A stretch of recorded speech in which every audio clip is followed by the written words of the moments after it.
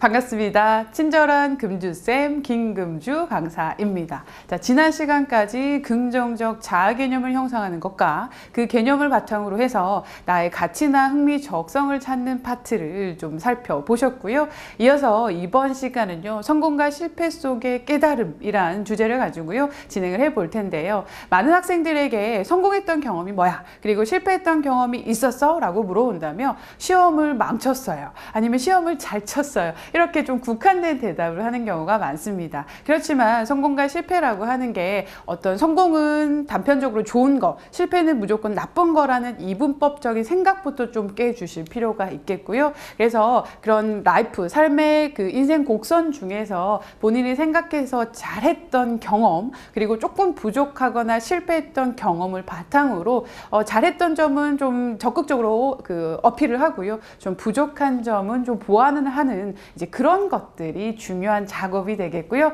자, 그럼 첫 번째 보실 내용은요. 이제 학생들에게 제가 질문을 하면 대표적으로 성공했던 경험 같은 경우는요. 시험은 공부를 굉장히 열심히 잘해서 시험에 뭐 등급을 몇 등급 올렸다. 뭐 이렇게 표현을 많이 하는데요. 이제 제가 한번 예를 들어 보면 성공 경험 같은 경우는요. 제가 특성화고등학교에 수업을 갈 예정이 있었어요. 그래서 미리 이제 사전 조사를 하게 됐는데요. 사실 학교 이제 수준이나 레벨이 생각보다 그렇게 좋지 않아서 이 아이들을 이제 데리고 어떻게 공부를 할까, 어떻게 이제 좀 공부를 시킬까라고 늘 고민을 좀 하던 때가 있었어요. 그런데 그것도 잠시 좀 편견이었다라고 하는 거죠. 실제로 아이들을 믿고 정말 잘할 수 있다고 자신감과 그리고 용기를 북돋아 주니까요. 12명의 아이들 중에서 무려 7명이나 자격증 시험을 합격했다라고 하는 겁니다. 그래서 이 사진 보시는 것처럼 이 아이들이요. 정말 저에게는요. 꿈과 희망이 돼줬던 친구들이에요.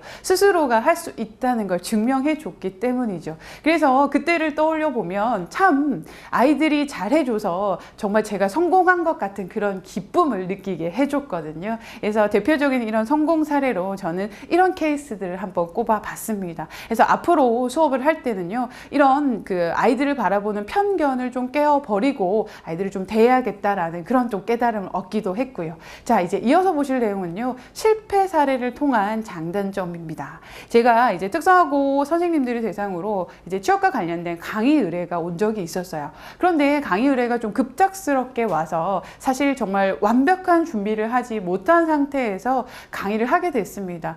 그렇다 보니 자연스럽게 선생님과 호흡하는 거, 그리고 강의를 좀 매끄럽게 연결시키는 부분들이요, 굉장히 좀 부족해서 강의를 끝내고 나서 마음이 굉장히 좀 찝찝하고 좀 무거웠던 그런 경험이 떠올랐어요. 그래서 이 경험을 바탕으로 해서 정말 강의를 하기 위해선 철저하게 준비하고 연습하는 것이 필요하겠다라는 그런 깨달음을 얻었고요. 또 하나, 실패했다라고 해서 무조건 다 안 좋은 건 아니잖아요. 이런 경험을 통해서요, 앞으로 있을 강의도 마찬가지고요. 그 이후에 강의 제안이 들어오면 어떤 대상을 상대로 또 어떤 주제를 가지고 얘기를 할지에 대한 고민을 먼저 하기 시작했고, 그래서 그 대상자를 중점적으로 듣고 싶은 이야기를 가지고 스토리텔링을 꾸며 나가는 이제 그런 연습을 할 수 있게 됐다라고 하는 거죠. 그래서 그런 무대 경험이 저를 조금 더 좋은 강사로 키워줬다라는 생각이 들었습니다. 그래서 이 실패했다는 자체가 무조건 나쁜 건 아니고요. 그런 점들을 통해서 좀 개선하고 보완해야 될 점도 발견할 수 있기 때문에요. 이 부분들도 좋은 경험이 될 수 있습니다. 그렇게 해서 아이들에게 실패와 성공을 이분법적으로 나누는 게 아니라 어찌되었든 실패나 성공은요, 모두 다 긍정적일 수 있다라고 하는 것을 좀 알려주시면 좋겠고요.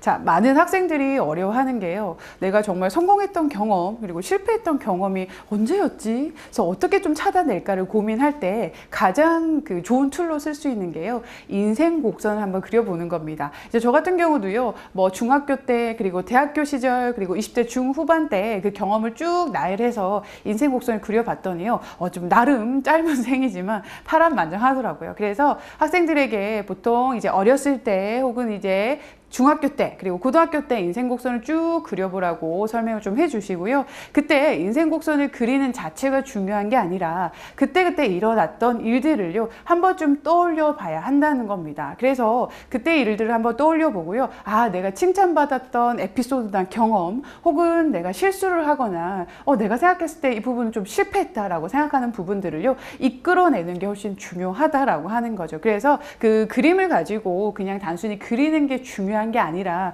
그런 소스들을 가지고 내가 한번 좀 생각해 보고 성공한 것과 실패한 그 속에서 좀 깨달음을 얻을 수 있게끔 유도해 주시는 게 중요한 포인트가 되겠고요. 이제 저 같은 경우도 곡선을 한번 쭉 보시면 나름이죠. 왔다 갔다 하죠. 그래서 중학교 때 집에 어른이 돌아가시면서 좀 많이 우울했어요. 그래서 공부도 조금 안 하고 그랬다가 이제 대학교 가서 제가 좋아하는 이제 금융과 관련된 경영학을 전공하게 되면서 곡선이 쭉 상승하게 됐습니다. 그러다가 또 20대 중후반이 되면서 또 어떤 집안에 그렇죠 조금 그런 일들이 생기면서 쭉 타고 또 내려오다가 20대 후반에 세계 배낭여행을 남동생과 떠나면서 좀 에너지 업 됐었고요. 그리고 금융개발원에서 강의를 하게 되면서 제가 좋아하는 일을 하게 되니까 점점점 그래프가 쭉 올라가고 있습니다. 그래서 그런 에피소드들과 경험을 아이들에게 얘기를 해보고 친구들의 얘기도 들어보고 함께 또 공론할 수 있게 그렇게 좀 유도를 해주시면 좋겠고요. 그리고 마지막 세션은 생각보다 아이들이 좀 어려워하는 부분입니다. 생애 설계를 수립하는 건데요. 항상 목표를 정하고 그리고 비전을 정하고 이제 사명을 정할 수 있죠. 그렇기 때문에 가장 세분화되고 먼저 해야 될 게 이제 목표를 설정하는 겁니다. 그래서 아이들이 막연하게 비전과 사명을 설정하는 건 좀 굉장히 어려워하기 때문에요. 앞으로 일주일 후의 계획이 뭐야? 혹은 뭐 1년 후의 계획이 뭐야? 10년 후에는 네가 어떤 모습이었으면 좋겠어? 라는 것으로 이제 질문을 통해서 얘기를 해줘도 됐고요. 아니면 이렇게 좀 박스를 준다든지 어떤 시티지를 줘서 실제적으로 내가 꿈꾸는 20대의 모습 그리고 30대의 모습 그래서 그 모습을 이루기 위해서는 어떤 준비를 해야 하는지 그래서 구체적인 그림을 그려도 좋고요. 그래서 구체적인 행동 지침이나 어떤 목표를 세워도 좋고요. 그래서 이런 형태로 나이대별로 설정을 할 수도 있고요. 또 하나는요. 영역별로 설정할 수도 있습니다. 근데 영역이라고 하면요. 제가 이루고 싶은 일에서 어떤 성공한 모습이라든지 아니면 뭐 학생이면 학업에 관련된 내용이라든지 아니면 친구나 대인관계에 관련된 내용 그리고 건강이나 뭐 재정상 나는 이제 학생들이다 보니까 재정이란 말은 좀 어렵죠. 그래서 실제적으로 돈 관리를 좀 어떻게 해서 내가 이 나이대쯤 되면 어떠한 이제 장기 목표를 좀 수립했는지 그런 구체적인 계획들을 한번 세워 보는 겁니다.